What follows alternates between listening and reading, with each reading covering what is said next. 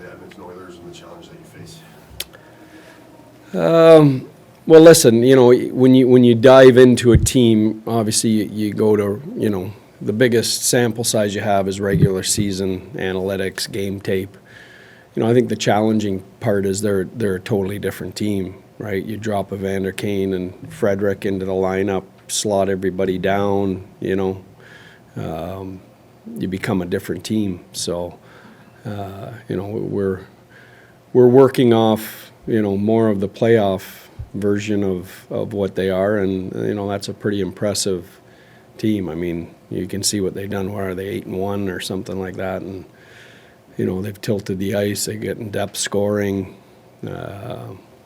Really going to be a really tough test for us. The response to that is, so are you, right? Yeah. Obviously, you have Brand today, Yeah. but you have other changes, right? Yeah. Your roster. What about the changes to your roster that Yeah. helps you match up?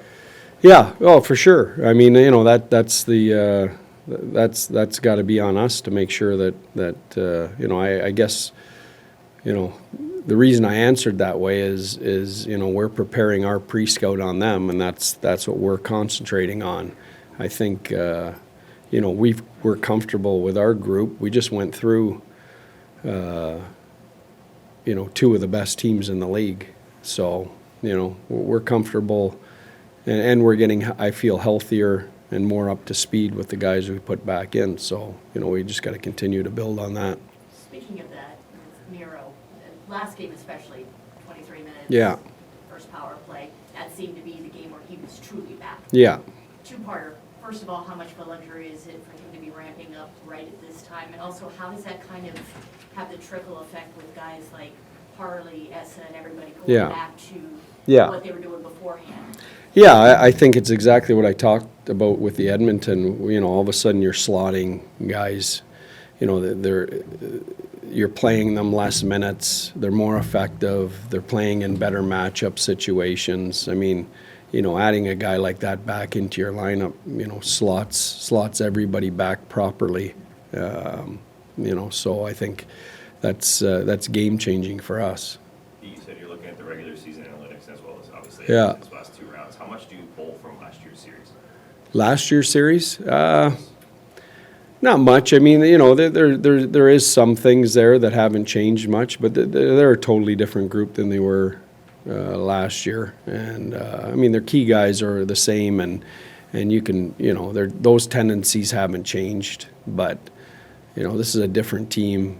A totally different version of the group that we played last year. Coach, about Miro, you 3 games in, he had knee surgery, 3 games in to play at that level. How amazing is that? How to watch him do what he did on Saturday? Yeah, no, amazing athlete, and listen, he took, but he took the proper amount of time. I mean, he wasn't rushed back. He didn't rush back. He missed 3.5 months, and he's healthy. So it took him a few games to get his timing, but I'm not surprised that he's back where he's at right now. You talk about guys getting healthier. What does it mean going into the third round of these playoffs? Pretty much having your whole roster. But yeah. This is the first time this postseason you've had this going in.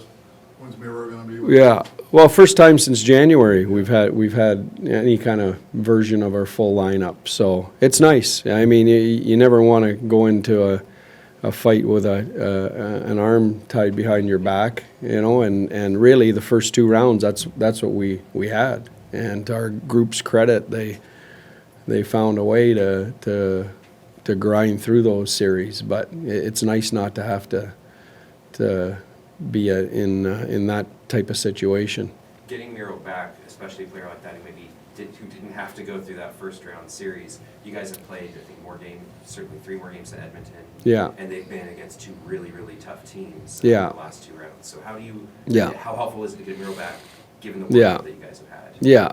Well, and he's fresh. I mean, I think that's probably your point, and that's helpful. And you know what? These finishing off Winnipeg in 6, I think is critical.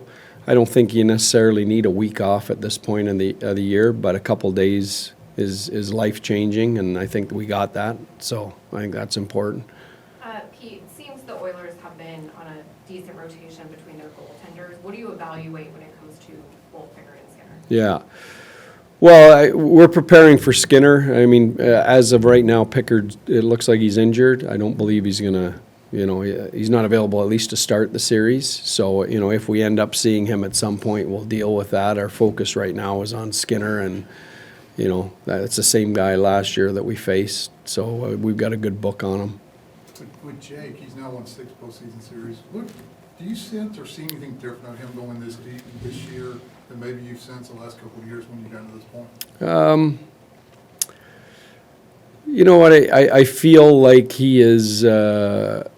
He's dialed in. I feel like he's on a little bit of a mission here, and I think coming up short 2 years in a row, or getting that far, and then not breaking through to get to a final. I think that has to be your mindset, right? How do we go to that next step this year? And I feel like he's got that mindset that he's going to do everything he can to try and get us there.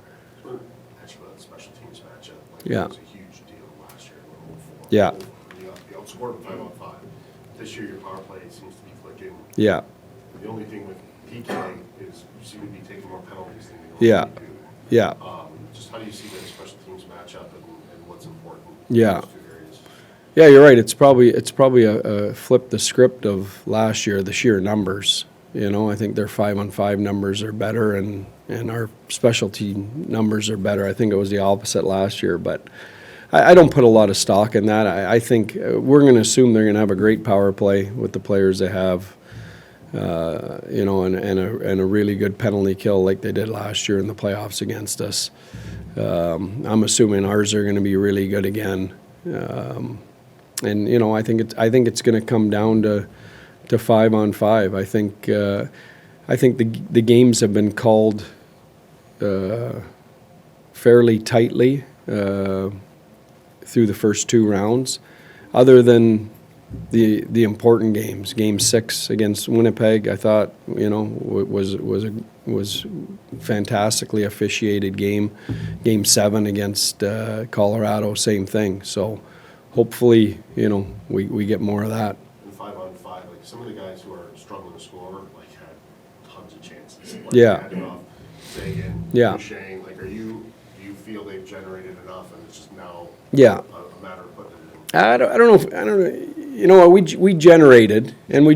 Listen, you have to give Winnipeg credit. Like, they're the best defensive team in the league, and I thought, considering who we were playing, especially in Game 6, I thought we generated. We generated looks, and the kind of looks that are important in the playoffs. So that's a good thing. I think we got to build on that. I know Edmonton's defending really well again, too.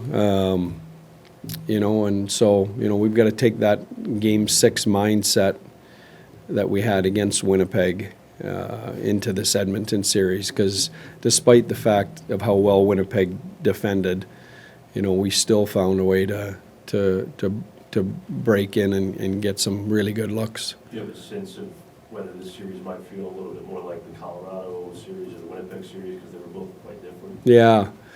Yeah, I don't know yet. It's probably a combination of the two. I think Edmonton defends probably more slanted towards or Edmonton defends more slanted towards Winnipeg than Colorado. But you're going to see that Colorado explosiveness, that maybe Winnipeg didn't have. So. Otter takes a lot of heat when the power play doesn't succeed. Yeah. What did he do at the beginning of the year to get it going? And then, obviously, when Miro was out, there's obviously adjustments that have to be made. And Yeah. It seems like you guys have done a very good job of whatever, bouncing back when the power Yeah. play goes through a little bit of a slump. Yeah. Yeah, I mean, I can remember, kind of, when we were really struggling, there was a couple really honest meetings with the group that I thought we got them back on track again, which is always your job as a coach, is to try and if it's off the rails, to get it back on the rails as quickly as possible. And I thought we did that, got back to kind of a foundation of what we want to do as opposed to plays and detail, more of an identity and building from there up, which I think is important in all your systems. So, I thought, and I've said this before, we're not still playing without our special teams, and our power play's been exceptional. Do you have a special relationship with them because you've been 20 years or whatever it's been? Does that help at, times like the beginning of this season? I don't know if it helps it. I don't know. Yeah. Are you? It's a marriage. We've been together for a long time, so I'm not sure that makes those tough times easier or harder, but I think there's a mutual respect there for sure. Pete, going back to Game 6, I always enjoy watching you and the staff celebrate on the pitch. Yeah. Knowing how much work you put in for a series, especially these ones, what is that feeling like? Yeah. No, it's fantastic. I mean, it's hard to explain. It's such a grind, to get to this point of the year, to get from 32 to 4 teams.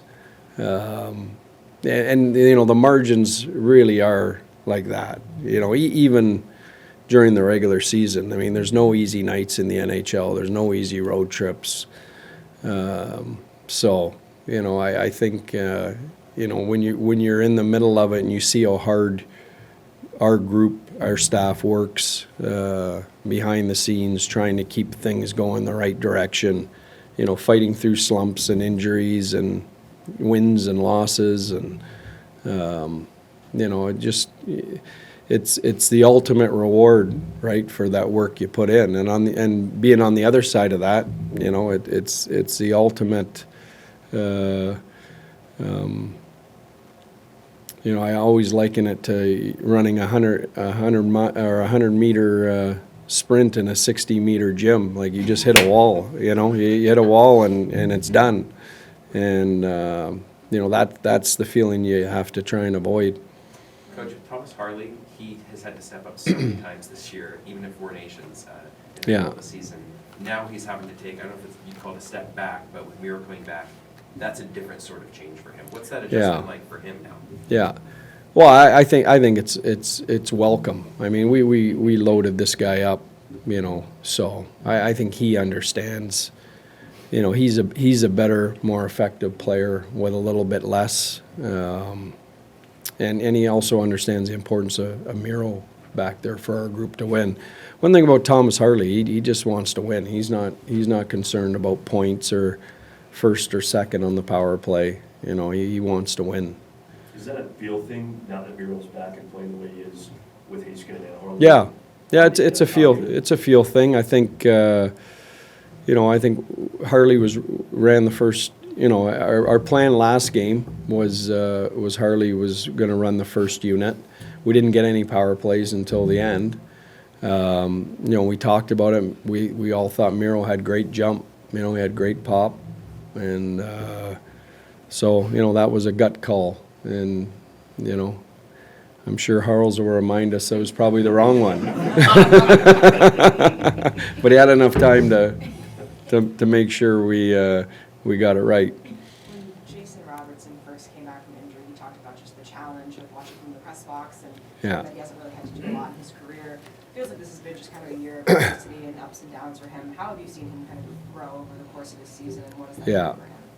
Yeah, tough year for him, but I like how he's dug in on the adversities he's faced. He's not a young, immature player anymore. He's not looking for excuses or making excuses. He's looking in the mirror. He's looking for solutions. Been very coachable. So I see a real maturity in him. One more on Miro. Yeah. Sorry, his back. Yeah. Sorry, trying to get us out of here. With the first 2 games that he had, I know you were trying to kind of keep his minutes in check and everything, but was he kind of needling you to get more, or did he realize that going from 0 to 60 might not be? Yeah, no, I think he, listen, I think this is the first major surgery he's ever been through, so, you know, I think he was a little cautious too.